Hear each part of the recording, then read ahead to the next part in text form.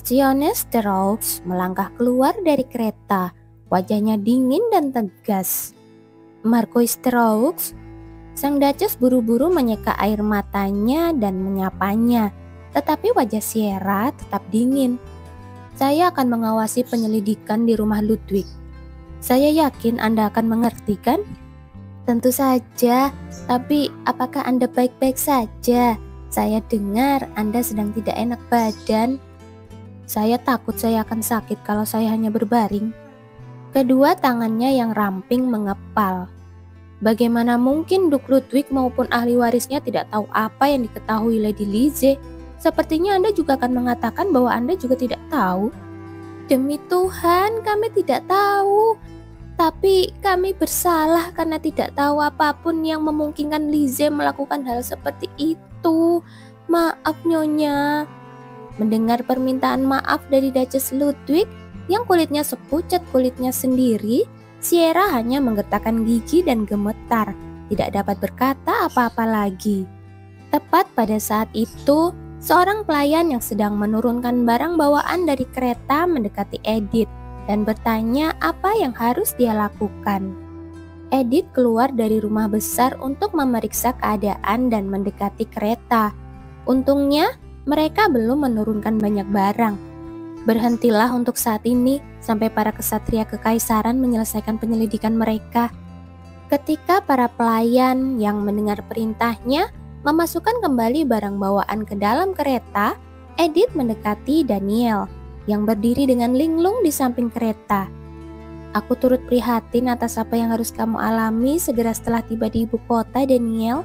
Apakah kamu baik-baik saja? Edith berasumsi bahwa Daniel ketakutan dengan kehadiran para kesatria kekaisaran, tetapi dia menggelengkan kepalanya. Tidak apa-apa, lebih tepatnya keinginan saya terpenuhi. Terima kasih, Nyonya. Keinginanmu?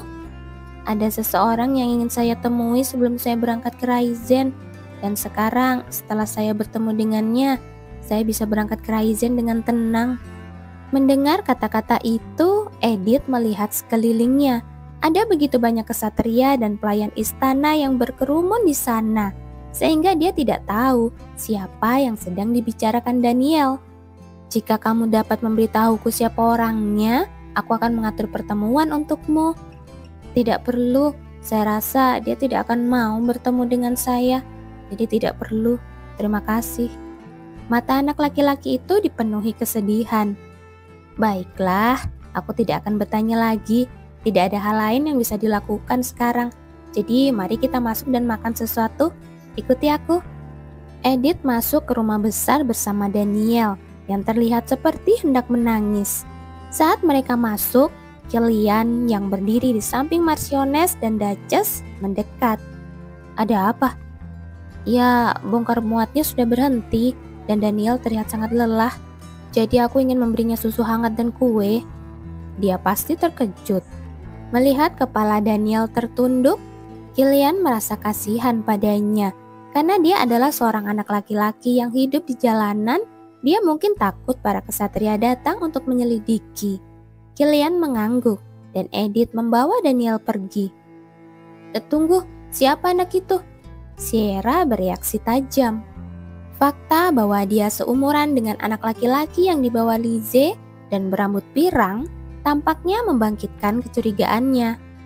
Dia pesuruh kami, dia tampaknya takut pada para kesatria, jadi saya ingin memberinya susu hangat. Tetapi penjelasan Edith tampaknya tidak menghilangkan kecurigaan Sierra, dan dia mendekati Edith dan anak laki-laki itu. Saat dia mendekat, Daniel menundukkan kepalanya lebih jauh, bersembunyi di balik punggung Edith. Apakah kau juga menceritakan berbagai hal tentang keluarga Teraux kepadanya? Maaf, itu tidak mungkin, karena kami baru saja bertemu dengannya kemarin. Kemarin? Iya, dia hampir tertabrak kereta kuda kami, dan dia bilang dia tidak punya tempat tujuan dan perlu mencari pekerjaan. Jadi kami memutuskan untuk membawanya ke Raizen. Tunggu sebentar, Nyonya. Edith mencoba menghentikannya, tetapi Sierra menarik kerah baju Daniel di belakang lehernya sambil menundukkan kepalanya. Di tengkuk Daniel ada tahi lalat kecil berwarna merah. Sekilas bentuknya seperti kupu-kupu. Dia ketakutan, Nyonya. Dia tidak ada hubungannya dengan ini. Edith melindungi Daniel dari Marchioness. Di pelukan Edith, Daniel hanya berusaha bersembunyi lebih jauh. Tetapi ekspresi Sierra aneh. Tidak mungkin. Apakah kamu Johan? Tidak mungkin. Saya Daniel. Anak lelaki itu menjawab dengan suara kecil, bahkan tanpa mendongak. Namamu Daniel. Dia tidak memberitahu saya namanya, jadi saya yang memberikan nama, kata Edith, masih menyembunyikan Daniel di lengannya. Merasa aman dalam pelukan Edith, Daniel perlahan menoleh untuk melirik sang Marchioness. Tidak mungkin, tahi lala di tengkuknya itu. Nyonya. Sierra tiba-tiba menerjang anak laki-laki itu dan melingkarkan lengannya di pipinya. Johan, kamu Johan kan? Edith mencoba menghentikan Sierra, tetapi dia mencengkeram pipi Daniel tanpa mundur sedikit pun. Bertanya-tanya bagaimana kekuatan seperti itu bisa datang dari tubuh yang begitu ramping. Saya bukan Johan, saya Daniel, protes Daniel sambil melepaskan diri dari genggaman Sierra. Tetapi mata Sierra membelalak kaget saat dia menatap wajah Daniel. Johan, air mata memenuhi matanya. Namun sebelum dia bisa mengatakan sepatah kata pun, Sierra jatuh terkapar. Nyonya, Anda baik-baik saja? Baru setelah Edith melepaskannya untuk menopang tubuh Sierra, barulah Daniel mengalihkan perhatiannya kembali padanya. Dia menatap Sierra yang tak sadarkan diri dan berteriak kaget. Ibu!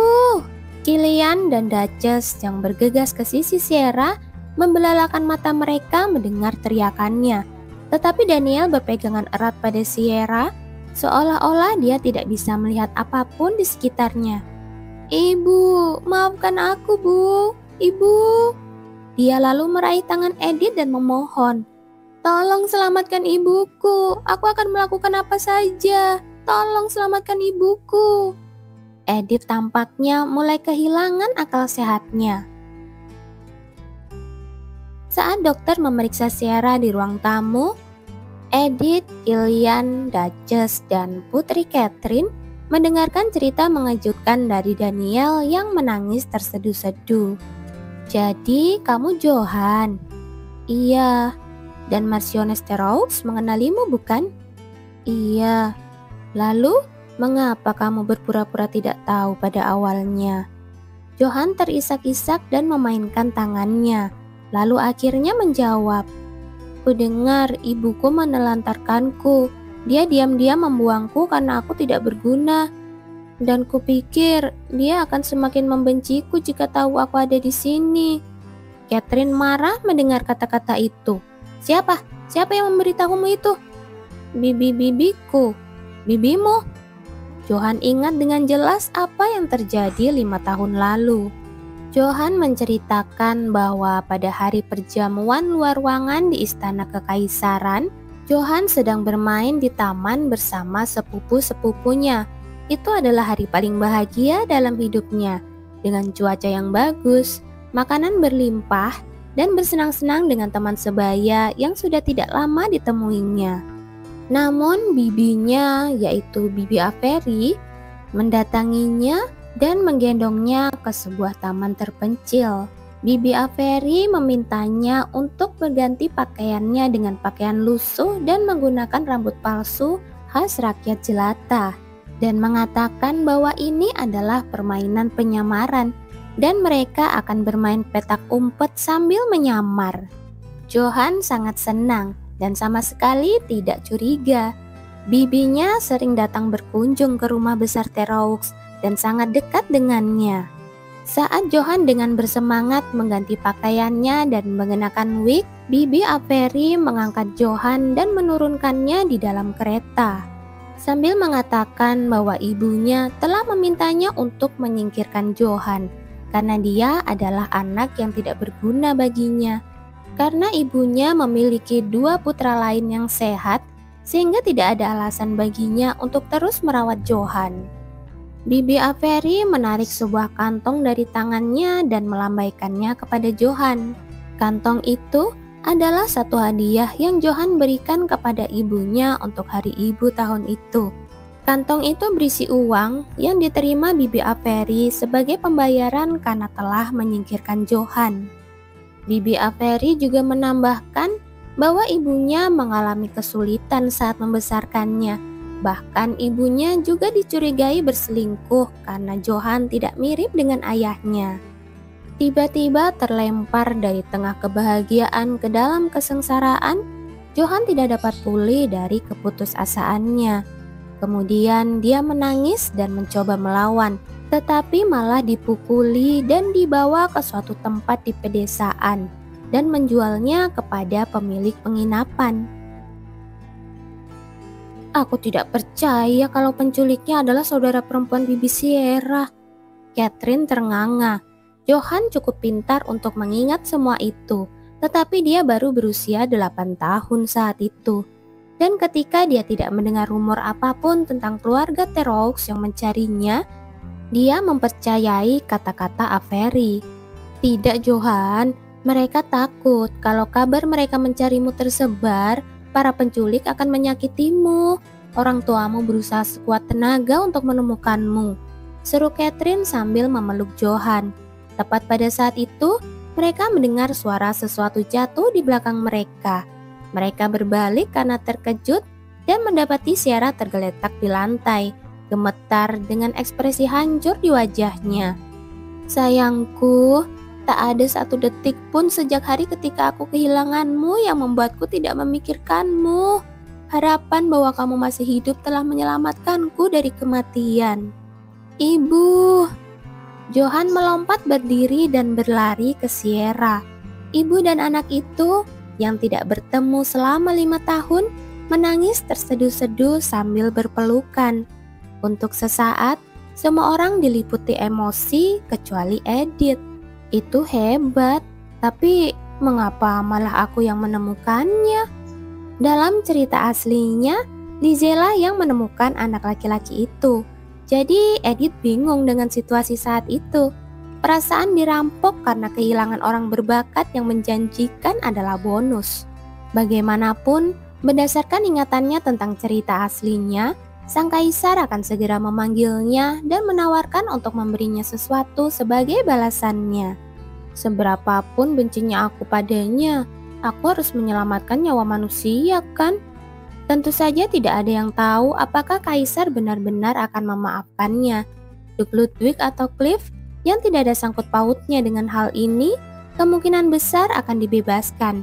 Tetapi hukuman mati dengan cara digantung mungkin sedang dibahas untuk menghukum Lizzie yang berani membawa sesuatu yang palsu dan menyebabkan lebih banyak penderitaan bagi keluarga Teraux.